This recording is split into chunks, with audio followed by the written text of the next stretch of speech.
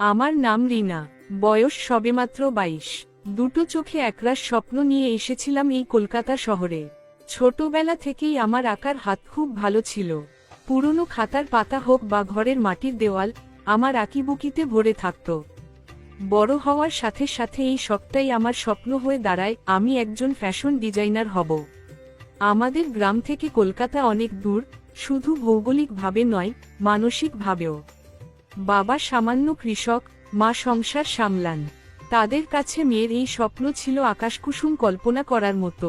কিন্তু আমার জেদের কাছে হার মেনে বাবা তার শেষ সম্বলটুকু দিয়ে আমাকে কলকাতায় পাঠিয়েছিলেন, একটা ভালো ডিজাইন ইনস্টিটিউটে ভর্তি হওয়ার জন্য।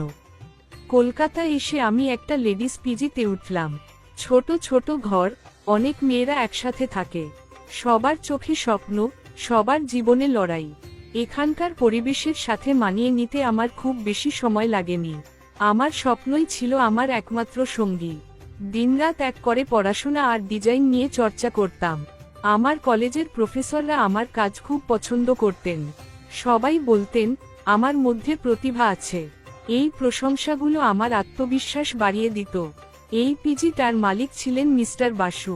50 বয়স, বেশ সম্ভ্রান্ত চেহারা, মাথায় হালকা টাক, চোখে মোটা ফ্রেমের চশমা। কথা বলতেন খুব মেপে মেপে, শান্ত স্বরে। ওনার নিজের একটা কাপড়ের কারখানা ছিল।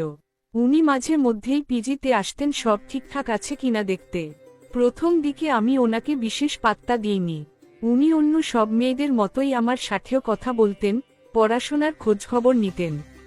আমার সরল গ্রাম্য মন ওনার মধ্যে একজন অভিভাবকের ছায়া খুঁজে পেয়েছিল।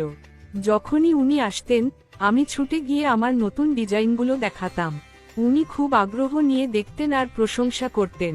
বলতেন, তোমার হাতটা খুব ভালো রিনা, লেগে থাকো, অনেক বড় হবে তুমি। ওনার এই কথাগুলো আমার কাছে আশীর্বাদের মতো মনে হতো। বাবা মা দূরে থাকেন, এই অচেনা শহরে ওনার মতো একজন গুণী মানুষের উৎসাহ আমাকে সাহস জোগাত। আমি ওনাকে বাসু কাকু বলে ডাকতে শুরু করলাম। উনিও হাসিমুখে সেই ডাকে সাড়া দিতেন।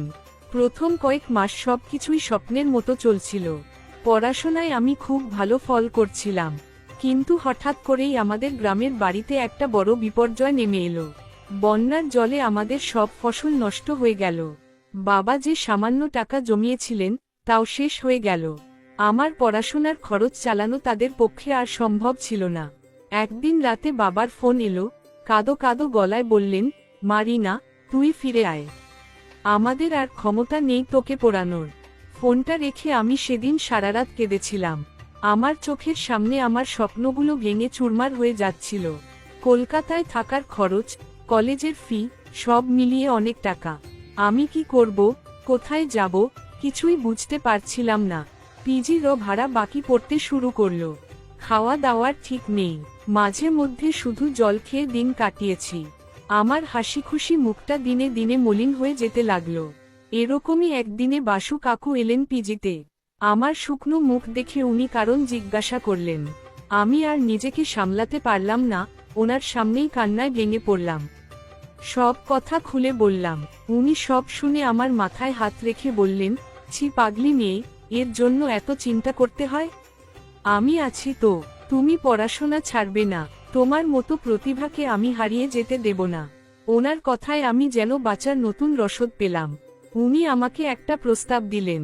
বললেন, তুমি আমার কারখানায় পার্ট টাইম কাজ করো। দিনের বেলা কলেজ করবে, আর বিকেলে এসে কারখানায় ডিজাইনের কাজ দেখবে। এতে তোমার কাজও শেখা হবে, আবার মাস গেলে কিছু টাকাও পাবে। সেই টাকা দিয়ে তোমার সব খরচ চলে যাবে। আমি যেন হাতে চাঁদ পেলাম। একজন বাইরের মানুষ আমার জন্য এতটা ভাবছেন, এটা দেখেই আমার মন ভরে গেল। আমি ওনার পায়ে হাত দিয়ে প্রণাম করতে গেলাম। উনি আমাকে থামিয়ে দিয়ে বললেন, তুমি আমার মেয়ের মতো। বাবা কি মেয়ের প্রণাম নেয়? সেদিন ওনার প্রতি শ্রদ্ধায় আমার মাথা নত হয়ে গিয়েছিল। পরদিন থেকেই আমি ওনার কারখানায় কাজ শুরু করলাম। বিশাল কারখানা, শত শত শ্রমিক কাজ করছে। কাপড়ের গন্ধ, মেশিনের শব্দ, সব মিলিয়ে এক নতুন জগৎ। বাসু কাকু আমাকে সবার থেকে আলাদা করে ওনার অফিসের পাশেই একটা ছোট কাচের কেবিন করে দিলেন। বললেন, তুমি এখানে বসে শান্তিতে নিজের কাজ করবে, তোমার যেন কোনো অসুবিধা না হয়। আমি মন দিয়ে কাজ করতে লাগলাম। কলেজের পর সোজা কারখানায় চলে আসতাম, নতুন নতুন ডিজাইন তৈরি করতাম। বাসু কাকু আমার সব ডিজাইন খুঁটিয়ে দেখতেন এবং মূল্যবান পরামর্শ দিতেন। ওনার অভিজ্ঞ চোখে কাপড়ের মান, সেলাইয়ের খুঁট, রঙের মিশ্রণ সবকিছু ধরা পড়ত। আমি ওনার কাছ থেকে হাতে কলমে অনেক কিছু শিখতে লাগলাম, যা হয়তো কলেজের বই পড়ে কোনোদিন শিখতে পারতাম না। কিন্তু কিছুদিন যেতেই আমি একটা অদ্ভুত পরিবর্তন লক্ষ্য করতে শুরু করলাম। বাসু কাকুর আচরণে এমন কিছু ধরা পড়তে লাগলো, যা আমার ভালো লাগছিল না। উনি অকারণে আমার কেবিনে আসতেন, কাজের কথার ফাঁকে আমার ব্যক্তিগত জীবন নিয়ে অনেক প্রশ্ন করতেন। আমার গ্রামে কে কে আছে, আমার কোনো বন্ধু আছে কিনা, এই সব। প্রথম দিকে আমি এটাকে ওনার সরল জিজ্ঞাসা ভেবেই উত্তর দিতাম। ধীরে ধীরে ওনার চাহনিটাও কেমন যেন বদলে যেতে লাগলো। উনি আমার দিকে এমনভাবে তাকাতেন, যা একজন অভিভাবকের দৃষ্টির মতো ছিল না। সেই দৃষ্টিতে ছিল এক অদ্ভুত ক্ষুধা। আমি শাড়ি বা সালোয়ার কামিজ পরলে উনি বলতেন, রিনা, তোমাকে এই পোশাকে খুব সুন্দর লাগছে। প্রশংসা শুনতে কার না ভালো লাগে, কিন্তু ওনার প্রশংসার ধরনটা আমার অস্বস্তির কারণ হতো। একদিন আমি একটা ডিজাইন নিয়ে ওনার অফিসে গেছি। উনি ডিজাইনটা দেখার সময় হঠাৎ করে আমার হাতের উপর ওনার হাতটা রাখলেন। আমি চমকে উঠে হাতটা সরিয়ে নিলাম। উনি এমন ভাব করলেন যেন কিছুই হয়নি, যেন ভুল করে হাতটা লেগে গেছে। কিন্তু আমার শরীরটা কেমন যেন ঘিনঘিন করে উঠেছিল। এরপর থেকে এই ভুল করে স্পর্শ করার ঘটনাটা বাড়তে লাগল। ফাইলের আদান প্রদান করার সময়, কম্পিউটারে কিছু দেখানোর সময় উনি আমার খুব কাছে চলে আসতেন। ওনার শরীরের পারফিউমের উগ্র গন্ধটা আমার নাকে এসে লাগত। আমি দূরে সরে যাওয়ার চেষ্টা করলে উনি হাসতেন, বলতেন, আরে ভয় পাচ্ছ কেন, আমি তো তোমার কাকুর মতোই। কিন্তু ওনার চোখের ভাষা অন্য কথা বলতো। মাঝে মধ্যেই উনি আমার জন্য ছোটখাটো উপহার নিয়ে আসতেন, একটা দামি পারফিউম, একটা সুন্দর স্কার্ফ। আমি নিতে না চাইলে জোর করতেন, বলতেন, এটা তো উপহার নয়, আমার মেয়ের জন্য ভালোবাসা। আমি ভয়, সংকোচে আর কৃতজ্ঞতার চাপে পড়ে সেই উপহারগুলো নিতে বাধ্য হতাম। কারখানার অন্য শ্রমিকরা, বিশেষ করে মহিলারা, বিষয়টা লক্ষ্য করছিল। তাদের চোখে আমি দেখতাম কেমন একটা করুণা আর তাচ্ছিল্যের মিশ্রণ। তাদের ফিসফিসানি আমার কান পর্যন্ত আসত। একজন বয়স্ক মহিলা, যাকে সবাই মালা দি বলে ডাকত, একদিন আমাকে একা পেয়ে বললেন, বোন, একটু সাবধানে থেকো, মালিকের নজর কিন্তু ভালো না। আমি সেদিন মালা দির কথায় খুব রাগ করেছিলাম। আমার মনে হয়েছিল, আমি বসের পছন্দের কর্মী বলে ওনারা সবাই আমাকে হিংসা করছেন। আমি মালা দিকে বেশ করা কথা শুনিয়ে দিয়েছিলাম। বলেছিলাম, উনি আমার বাবার মতো, আপনারা দয়া করে ওনাকে নিয়ে নোংরা কথা বলবেন না। মালা দি আর কিছু বলেননি, শুধু একটা দীর্ঘশ্বাস ফেলেছিলেন। কিন্তু আমার মনের ভেতর একটা কাঁটা খচখচ করত। আমি বাসু কাকুর আসল রূপটা হয়তো বুঝতে পারছিলাম, কিন্তু স্বীকার করতে চাইছিলাম না।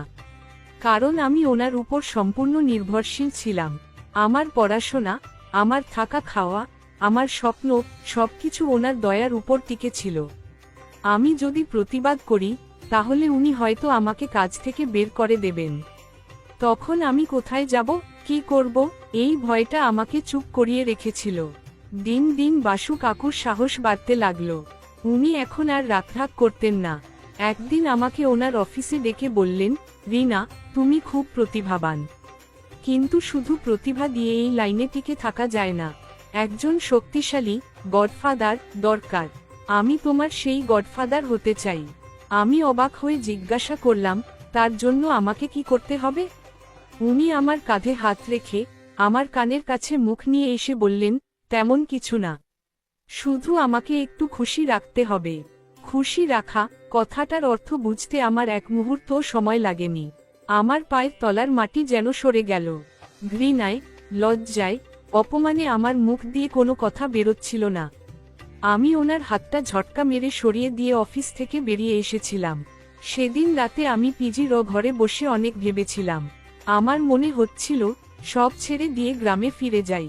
এই নোংরা জগতের থেকে আমার গ্রামের মাটির গন্ধ অনেক পবিত্র। কিন্তু পরক্ষণেই আমার বাবা মায়ের মুখটা চোখের সামনে ভেসে উঠল। তাদের কত আশা আমার উপর। আমি যদি হেরে গিয়ে ফিরে যাই, তাহলে তারা মুখ দেখাবেন কি করে? আর আমার নিজের স্বপ্নের কি হবে? পরদিন থেকে আমি বাসু কাকুকে এড়িয়ে চলতে লাগলাম। খুব দরকার না পড়লে ওনার অফিসে যেতাম না, উনি ফোন করলে ধরতাম না। আমার এই পরিবর্তনটা উনি লক্ষ্য করলেন, আর তার ফলও আমি হাতে নাতে পেলাম। উনি আমার ডিজাইনে অকারণে খুঁত ধরতে শুরু করলেন। সামান্য কারণে সবার সামনে আমাকে অপমান করতে লাগলেন। আমার মাসের মাইনেটা পর্যন্ত আটকে দিলেন। পিজির ভাড়ার জন্য ম্যানেজার আমাকে বারবার তাগাদা দিতে লাগল। আমি বুঝতে পারছিলাম উনি আমাকে কোণঠাসা করে ফেলতে চাইছেন। উনি চাইছেন আমি যেন বাধ্য হয়ে ওনার কাছে আত্মসমর্পণ করি। একদিন সন্ধ্যায় কারখানা প্রায় ছুটি হয়ে গেছে।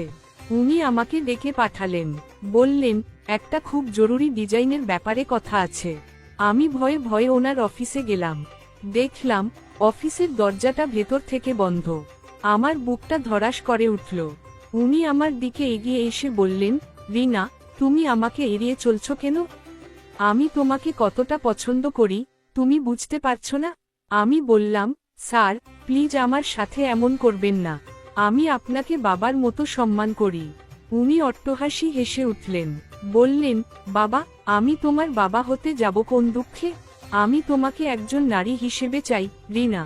তোমার এই সুন্দর শরীরটা আমি উপভোগ করতে চাই। এই কথা বলে উনি আমাকে ঝাপটে ধরার চেষ্টা করলেন। আমি আমার সর্বশক্তি দিয়ে ওনাকে ধাক্কা মেরে সরিয়ে দিলাম। উনি টাল সামলাতে না পেরে টেবিলের উপর গিয়ে পড়লেন। সেই সুযোগে আমি দৌড়ে দরজা খুলে অফিস থেকে বেরিয়ে এলাম। আমি সেদিন পাগলের মতো দৌড়েছিলাম। কারখানার করিডোর, শহরের রাস্তা, কিছুই আমার চোখে পড়ছিল না। শুধু মনে হচ্ছিল একটা নোংরা জানোয়ার আমাকে তাড়া করছে।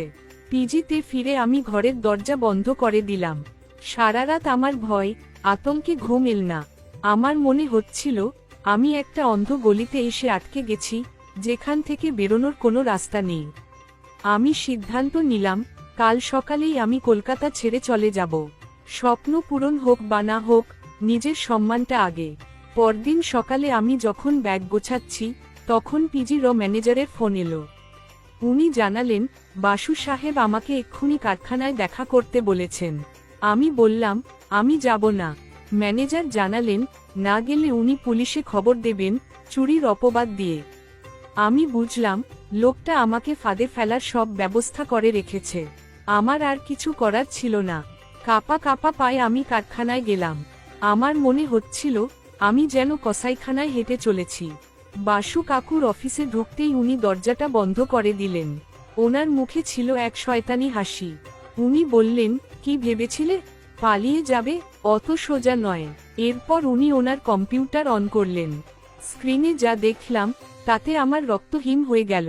গত সন্ধ্যায় আমি যখন ওনার অফিসে ঢুকেছিলাম আর উনি যখন দরজা বন্ধ করেছিলেন, সেই পর্যন্ত সিসিটিভি ফুটেজ। উনি বললেন এই ফুটেজটা আমি একটু এডিট করে দেব, এমনভাবে বানাবো যাতে সবাই মনে করে তুমি নিজেই আমার ঘরে এসেছিলে আমাকে প্রলুব্ধ করতে। তারপর এই ভিডিও আমি ইন্টারনেটে ছড়িয়ে দেব। তোমার কলেজের বন্ধুদের পাঠাবো, তোমার গ্রামের বাড়িতে পাঠাবো। ভাবো তখন তোমার কি হবে? তোমার বাবা মা লজ্জায় মুখ দেখাতে পারবেন না, হয়তো আত্মহত্যা করবেন। আর কোনোদিন তুমি মাথা তুলে সমাজে দাঁড়াতে পারবে না। আমার পৃথিবীটা যেন দুলে উঠল। আমি চেয়ারে বসে পড়লাম। আমার গলা দিয়ে আওয়াজ বেরোচ্ছিল না। লোকটা কতটা নীচ হতে পারে তা আমার কল্পনার বাইরে ছিল। আমার আর কোনোদিকে পালানোর পথ ছিল না। স্বপ্ন, সম্মান, বাবা মায়ের মুখ সবকিছু দুলছিল। উনি আমার অসহায়তার সুযোগ নিয়ে আমার দিকে এগিয়ে এলেন। বললেন, এখনো সময় আছে রিনা, আমার কথা শোনো, আমার কাছে থাকো। আমি তোমাকে রানীর মতো রাখব। তোমার নিজের বুটিক হবে, গাড়ি হবে, বাড়ি হবে। আর যদি আমার কথা না শোনো, তাহলে তোমার জন্য অপেক্ষা করছে শুধু অপমান আর অন্ধকার। আমি পাথরের মতো বসে রইলাম। আমার চোখ দিয়ে জল গড়িয়ে পড়ছিল। আমার আর লড়াই করার শক্তি ছিল না। আমি হেরে গিয়েছিলাম। মৃদু গলায় শুধু বলতে পারলাম, আমি রাজি। সেই দিনটা ছিল আমার জীবনের কালো অধ্যায়ের শুরু। উনি আমাকে পিজি থেকে ছাড়িয়ে শহরের এক অভিজাত এলাকায় একটা ফ্ল্যাট ভাড়া করে দিলেন। আমার কলেজের সব খরচ, আমার হাত খরচ সবকিছুর দায়িত্ব নিলেন। বিনিময়ে আমার শরীরটার উপর ওনার অধিকার জন্মালো। প্রথম প্রথম আমার শরীরটা রি রি করে উঠত ঘৃণায়। যখন উনি আমাকে স্পর্শ করতেন, আমার মনে হতো যেন হাজারটা কাঁটা আমার গায়ে বিঁধছে। প্রতি রাতে আমি নীরবে কাঁদতাম, কিন্তু দিনের আলোয় আমাকে হাসিমুখে থাকতে হতো। ওনার দেওয়া দামি পোশাক পরতে হতো, ওনার সাথে বড় বড় পার্টিতে যেতে হতো। সবাই আমাকে ওনার আত্মীয়া হিসেবেই জানত। ধীরে ধীরে আমি যেন এই জীবনের সাথে মানিয়ে নিতে শুরু করলাম। 22 বছরের একটা তরুণী আমি, শরীরেরও নিজস্ব চাহিদা থাকে। দিনের পর দিন একা থাকতে থাকতে আর ওনার সান্নিধ্যে থাকতে থাকতে আমার ভেতরের প্রতিরোধটা হয়তো দুর্বল হয়ে পড়ছিল। মাঝে মাঝে ওনার দেওয়া মনোযোগ, দামি উপহার আমার ভালোও লাগত। আমি নিজেকে বোঝাতাম, যা করছি আমার স্বপ্নের জন্য করছি, এইটুকু আত্মত্যাগ তো করতেই হবে। আমি ওনার সাথে ঘনিষ্ঠ হতে শুরু করলাম। ওনার শরীরের গন্ধটা এখন আর আমার অসহ্য লাগত না। আমি ওনাকে আমার প্রেমের জালে জড়ানোর চেষ্টা করতে লাগলাম। আমি চাইতাম উনি যেন ওনার স্ত্রীকে ছেড়ে আমাকে বিয়ে করেন। উনিও আমাকে সেই স্বপ্ন দেখাতেন, বলতেন, আমার স্ত্রী অসুস্থ, ওকে এখন ছাড়তে পারবো না, তুমি চিন্তা করো না, আমি তোমার জন্যই একটা আলাদা জগৎ তৈরি করব। আমি ওনার কথা বিশ্বাস করেছিলাম। আমার পড়াশোনা শেষ হয়ে গেল, আমি খুব ভালো ফল করে পাশ করলাম। এবার আমি ওনাকে ওনার প্রতিশ্রুতি পালন করার জন্য চাপ দিতে শুরু করলাম। আমি বললাম, এবার তো আমার পড়া শেষ, আমাকে আমার বুটিক খুলে দাও, আর তোমার স্ত্রীকে ডিভোর্স দিয়ে আমাকে বিয়ে করো। আমার কথা শুনে উনি সেদিন অট্টহাসি হেসেছিলেন, যে হাসিটা আমি সেদিন প্রথমবার ওনার অফিসে শুনেছিলাম। উনি বললেন, বুটিক, বিয়ে, তুমি কি পাগল হয়ে গেছো? তোমাকে আমি টাকা দিয়ে কিনেছি, রিনা। তুমি আমার রাখা মেয়ে, এর বেশি তোমার কোনো পরিচয় নেই। তোমাকে আমি ভোগ করার জন্য রেখেছি, সংসার করার জন্য নয়। ওনার কথাগুলো আমার কানে তপ্তশিশার মতো এসে বিঁধল। আমি বুঝতে পারলাম আমি কত বড় ভুল করেছি। আমি একটা নোংরা জালের মধ্যে নিজেকে জড়িয়ে ফেলেছি, যেখান থেকে বেরোনোর কোনো রাস্তা নেই। আমি স্বপ্নপূরণের লোভে আমার আত্মসম্মানকে বিক্রি করে দিয়েছিলাম। উনি বললেন, তোমার প্রয়োজন আমার ফুরিয়েছে, এই নাও কিছু টাকা, এই ফ্ল্যাটটা কালকের মধ্যে খালি করে দেবে দাঁড়ি। আমার পায়ের তলার মাটি সরে গেল। যে মানুষটার জন্য আমি আমার সবকিছু বিসর্জন দিয়েছিলাম, সে আমাকে এক মুহূর্তে আবর্জনার মতো ছুঁড়ে ফেলে দিল। আমি আমার ভুল বুঝতে পারলাম। আমি বুঝতে পারলাম কোনো অসৎ পথে হেঁটে কখনো লক্ষ্যে পৌঁছানো যায় না, সেই পথ শুধু অন্ধ গলিতেই নিয়ে যায়। আমি ওনার দেওয়া টাকা নিইনি। সেই রাতটা আমি স্টেশনে কাটিয়েছিলাম। পরদিন সকালে একটা সাধারণ ট্রেনে করে আমি চিরকালের মতো কলকাতা ছেড়ে চলে আসি। কোথায় যাচ্ছি, কি করব, কিছুই জানতাম না। বন্ধুরা, আমি আমার জীবনের এই কালো অধ্যায়ের কথা আপনাদের বললাম একটাই কারণে, কখনো কোনো দুষ্ট লোকের মিষ্টি কথায় ভুলবেন না, আর স্বপ্নের পেছনে দৌড়ানোর জন্য কখনো নিজের সততা আর আত্মসম্মানকে বিসর্জন দেবেন না। আমি যে ভুল করেছি, আপনারা সেটা করবেন না। ভালো থাকবেন, সুস্থ থাকবেন।